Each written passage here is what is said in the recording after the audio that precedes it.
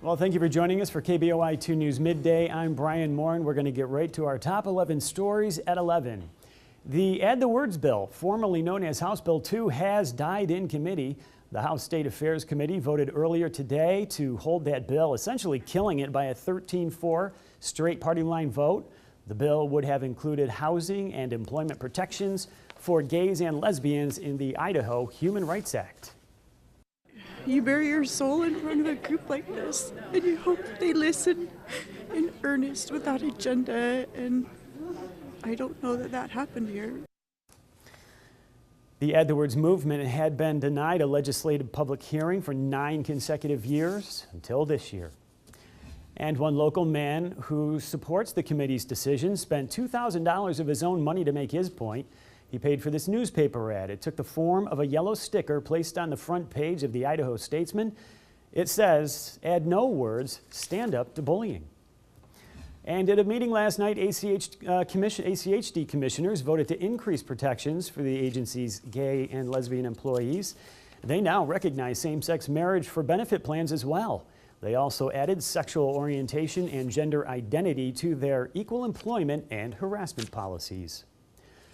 A crash on Overland near Cloverdale caused a traffic headache this morning. Police say one car was turning westbound onto Overland when another vehicle hit it.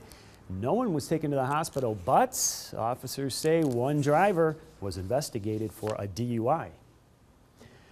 And what started as 2 cases of measles at Disneyland has turned into 95 across 8 states. They are California, Michigan, Arizona, Utah, Washington, Colorado, Oregon, and Nebraska.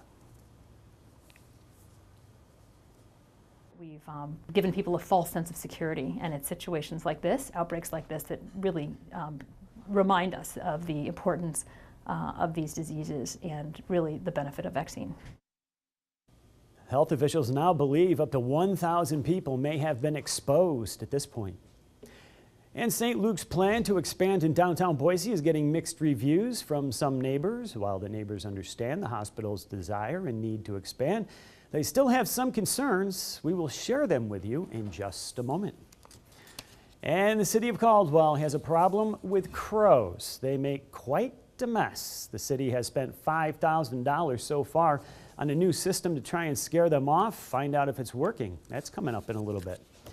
And at a meeting last night, Meridian city leaders announced the creation of a new master plan for parks and recreational facilities. It covers the next 10 years. Planners say the theme is all family friendly.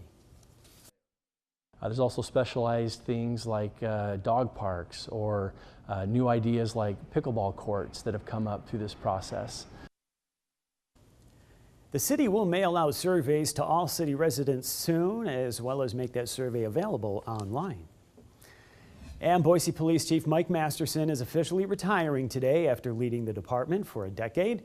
You're invited to an open house tonight at City Hall West in the Sawtooth Auditorium. It runs from 5 until 7 o'clock. And there's a new push to make the rugged Boulder and White Cloud Mountains a national monument. 44 staffers who previously worked with Senator Frank Church sent a letter to President Obama. They're asking him to designate that monument using executive powers. The McCall Winter Carnival starts tomorrow, and the ice sculptors have been battling warmer than normal temperatures. See how they're keeping their works of art from completely melting away in a few minutes.